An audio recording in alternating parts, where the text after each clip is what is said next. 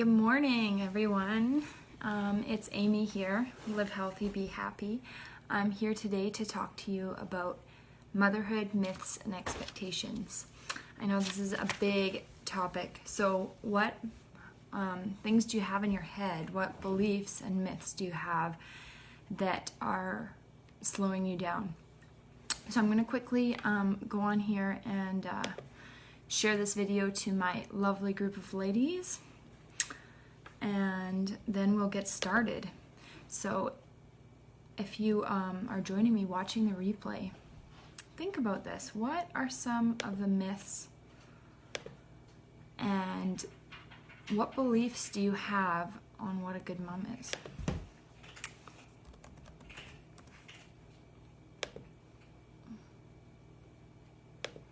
Okay, we are shared. So what I would like to talk about today is motherhood myths and expectations. So, during the postpartum period, generally speaking, in society, we think of it as an exclusively positive time in a woman's life. And being a mother is totally fulfilling experience for all women. All women know how instinctively how to best care for their babies. Mothers always feel loving towards their children. Well, we know that's not true. I'm sure most of us do. Some of us may have had those expectations, thinking that some of those things were true, coming into our journey, becoming a mother. I know definitely that was true for me. That was a big factor in my postpartum journey, was having to let go of those expectations that I had. I didn't really have any role models of real mothers, so the real typical mothers out there that we now know are the reality, or we're now learning is reality. You may still be in that struggle of not really knowing what are myths and what are expectations, because they can become so ingrained in our belief systems and what we believe with what a mother should be. It may be something around kind of what your mother looked like, and maybe your mother you thought was the most amazing, perfect mother, and some of the things that she did you thought were what a good mother is and what a mother should be. It's funny, I always say this when I use the word should, is I don't really use should in my vocabulary anymore because it has too many expectations lying around it. So I say I could if I so choose to. So I try to keep that out. But sometimes we have those shoulds and those shoulds and those expectations. So when you hear the word should, stop for a minute and think, is that an expectation that I have? And is it feasible? Is it, or is it something that I need to let go of? A myth? Don't mind my cats, they're just very playful in the morning. So these are some things to think about. So what beliefs do you have in your head on what a good mom is? What are some of these things? So what you can do is you can, if you're watching the recording, you can pause this video and you can think about these things. So brainstorm, like, what is a good mom in your head? Like, what are things that you think? And it's a good exercise to do, just reflecting, on not necessarily what you think. We know or not necessarily what a real mom is, but what a good mom is, like what you think, like what society thinks, right? So these types of things, and as you start brainstorming, as you start writing, things may come up that you didn't even realize, some belief systems that you had that you weren't even aware of, that maybe came from other people in your life, that, like I say, maybe your mother, maybe your aunts, maybe certain people, maybe things that you've seen on TV that you thought were what a real mom should be. And it's a good reflection exercise. So if you're able to watch a recording and just pause the video and kind of do all that right now, it's a good exercise to do. So some of the things that kind of come up in mind with me, and some of the things that I know come up in mind come up for a lot of mothers that I work with and that I know are out there struggling are things like cooking organic homemade meals, or things like smiling while you're cleaning or while you're ironing or while you're mopping, you know, those type of things. That your baby sleeps through the night. I know that's a big one for a lot of moms that I work with, is they have this expectation and this belief that their baby should be sleeping through the night, because what does everybody ask us when you have a new baby? Oh, are they sleeping through the night? Well, of course not. Babies don't sleep through the night. That's not something that happens. But for whatever strange reason, we have this thought in society that that's something a baby should be doing. And then it puts us through a lot of stress. And it wreaks a lot of havoc in our life. So the other things is happy to be a good mother. And these could be different for everybody. Things that come up and things that you have ingrained as beliefs.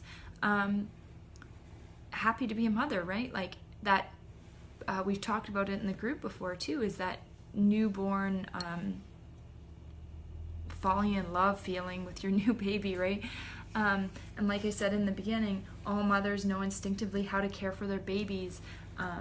They're always feeling loving towards their children. Well, that doesn't always happen. Some cases it may, some cases it might not, and it might catch us off guard when some of these myths come up and their expectations that we kind of had.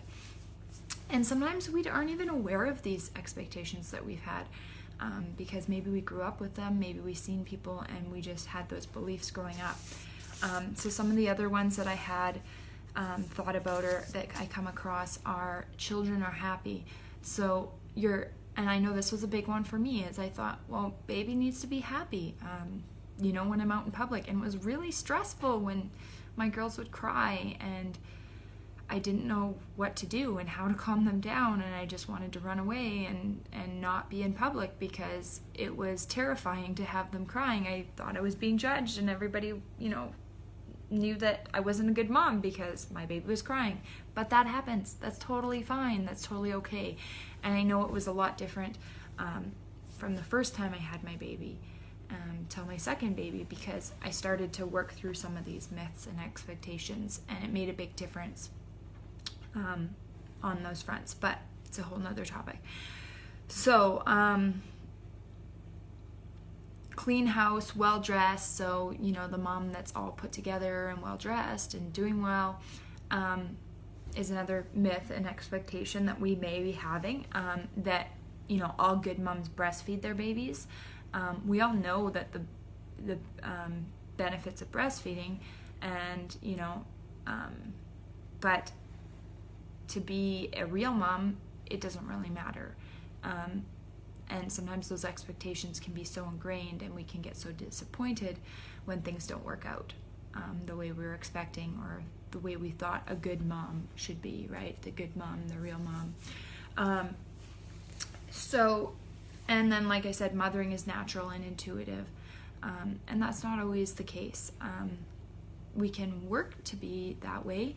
One interesting thing about intuition is that it is from our past experiences, right? So we become more intuitive as we have those experiences, and sometimes our intuition, when we're really new at something, so as we're a new mom, sometimes our intuition may not be leading us in the right direction if we haven't had enough experience with that yet. And that's okay. It's totally okay to be a new mom, and going through it's totally normal and totally okay. But sometimes we're told to listen to our motherly intuition, which is okay as we start to get more experience. But as I'm learning more and more, our intuition is based on our experiences and what we've learned, if that makes any sense. So sometimes it's not as easy. And I know doing that exercise myself, reflecting back when I first had my baby, and if somebody were to have told me at that point, think of use your intuition. Well, don't really know what that is, right? Like, and like, I know during my birth, the doctor's like, well, you know, like, he was expecting that I knew what was all going on, and it isn't always the case. That isn't always the case for everyone, and some of these things are not going to come naturally for you, and it's going to take that time to learn those things and get that ingrained in our brains so that we can have that intuition as mothers. So it's not just going to be natural, and these are all just myths that we may have in our head, and we need to face those. So as you do that exercise, as you go through and brainstorm those things, think of some of these things. Are they myths of what you think a good mom is and what that looks like to you? And where do you think these beliefs are coming from? So that's a good exercise, and I thought you guys would like that one and find it very helpful. The other thing I wanted to talk to you about is, so this is some of the work that I will be doing in my group program. So my community peer group coaching program that I've started, and I'm so excited about. I am so happy to have it started because I know it's going to make a tremendous impact with so many women, and I want to see your success. I want to see you guys healing, and I want to see you guys moving forward with your journey, because it's so empowering to have that energy and that joy and be feeling good and enjoying your children and all that. It just feels so good to be moving past, and you are totally capable of doing that. Every one of you is, and I know you are. And sometimes it just takes reaching out and having that little bit of extra support. And sometimes it isn't just one thing or another. Peer group coaching could be a part of your healing journey, right? So we can look at that and see what other pieces of the puzzle you might need to be putting together, right? And it's going to look different for everyone, so that's okay. So I want to invite everybody in my group here to be a founding member of my peer group coaching program. So I have the price open until the what? I don't have a calendar in front of me, so I'm just gonna look at what that is. Until the 29th. So the 29th of October. So I'm gonna have a very discounted price. It's going to be half of what the price is going to go up to for all of you founding members. And I'm going to be doing the modules live, one-on-one. You're going to get the support to be able to ask the questions live while I'm doing all of this. We're going to have all the women together, which is such a powerful model for everybody to be together, chatting online, not chatting, but like face-to-face online through a meeting room. And I will be there to support you, to hold the space, to help you through each of these topics. I have my list open here that I wanted to go through with you. So this is a great opportunity for you guys. And the thing is this price will get locked in for you at that discounted price for as long as you are a member, as long as you need that support, as long as you're a part of the group. It will be locked in at that $47. So that's super cool, right? And you're, as a founding member, you're going to be there live, you're going to be helping, you're going to be a part of this, which is super exciting and super amazing. So, you know, make sure to get started before the 29th, because that's when the prices are going to be going up, and I'm only going to have so many spaces for people. I want to keep it a fairly intimate, close group so that everybody has the time and ability to work through their stuff. So this is super exciting. I want you to think about, like, what would happen if you take action and join? What could it look like by Christmas time? Where could you be? What would it look like having a group of women supporting you, helping you through your journey, and helping you take action, helping you with healing and getting better? And what would it look like if you don't? Are you going to continue to sit in your home and not get support? Or maybe you're already looking out for other supports. And like I said in the beginning, sometimes our journey requires a multifaceted plan. So it may not just be this support group. It may not just be counseling. It may not just be, going to your doctor's visit. It may be a multifaceted thing. And if you're interested in looking at that and supporting that, that's what I work with my one-on-one clients on. It's one factor. There's multi-factors. One factor on what I work with women on is trying to figure out what their support system looks like, what their community looks like, what is going to help them get better, feel better, and move forward with all of this. So that's part of that. So reach out, let me know if you want to chat about that and that building that system for yourself. So some of the other topics, I'll go through some of these throughout the week that we're going to be covering in the group, and I'll be going through the modules live with you, are breathing, so breathing techniques, what's going to be supportive and helpful for you when you're struggling with postpartum anxiety, when you're having panic attacks, anxiety, that sort of stuff. Self-care, we'll go through self-care and what it means and what works for you, because it may not work for somebody else. Nourishment, nutrition, rest, relaxation, motherhood myths, expectations. So we talked a little bit about that today, so we'll be working on that a bit further. Dealing with panic and anxiety attacks, dealing with anxiety in general, identifying challenging and unhelpful thoughts. I know those are big and huge for new mothers, is these thoughts that come up, intrusive thoughts that are not very helpful and can be very terrifying. And we will be talking about that with other mothers who have experienced that. So many mothers have experienced that sort of thing. Actually, the stats say that I think 100% of mothers have it. What does it say? 100% of parents have had thoughts of self-harm to self or baby, and 40% of new moms have had thoughts of harming their baby, which is, we don't hear those stats. We don't hear that sort of stuff, and get to meet other women who have gone through this stuff, right? And it's so empowering to know that you're not alone and to be able to talk to other women who have gone through a lot of this stuff, right? So this is the reality of postpartum depression and anxiety. We're going to be going through all of that sort of stuff.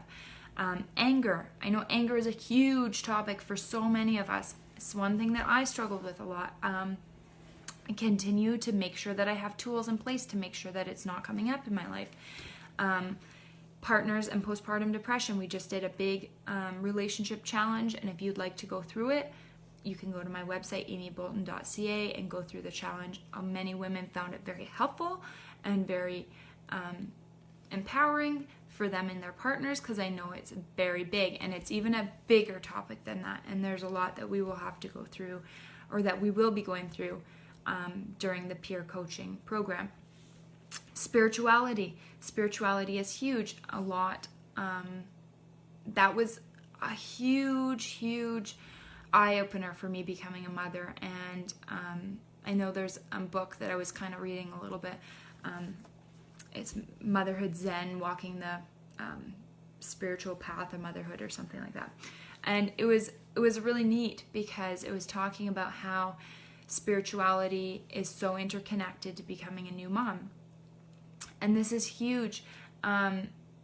It was huge in my life, and I think a lot of moms, as we become a new mom, as they say, the birth of a new mom is huge, and and it can be even more painful and trying than actually having a baby. And I think that's part of it, is the spiritual piece, learning a lot of the new things that come with motherhood, and however that connects to you. Spirituality is huge. Whether you are existing, already have spirituality in life, or whether you have some religious beliefs in your life, those are all huge pieces of the puzzle. And it's going to be different for everyone. Setting boundaries is huge. So trying to getting boundaries set in so many areas of your life. It's from family members to, everywhere. I know I'm hearing more and more just setting boundaries when you're speaking with other professionals and things, so that it feels right for you, right? So that you're comfortable. Bonding, as we said, with the myths and all that, it doesn't come naturally. It doesn't always come naturally. Sometimes it does, and that's okay. But that bonding piece is huge, and I'm very passionate about that, and I love doing things with that. Building a support system, building a community, building a place that you can reach out and have that as your own plan, your own place for you to have support. I know that's huge, and that's been huge for me. So, ladies, that's kind of what we're going to be going through, online weekly calls with one another, being able to talk about what's going on in your life, being able to support one another, being able to listen to other stories. And like I say, there's a piece when you hear other women talking, it helps us know that we're not alone, and we're able to find a piece of our story in everybody else's story, which is so empowering. So I want to leave you at that, and I will leave the link in the comments. And if you're just joining me now, feel free to go back and watch the replay, because I am done. So thank you, ladies. And if you are watching the replay, leave comments, questions. Let me know if you have any questions whatsoever. I will be going through some of these topics a little bit more in depth as we get going forward. The sooner you get started, the more empowered you're going to be by Christmas as we move forward in the future. So always love talking to you guys. Talk to you later. Bye-bye.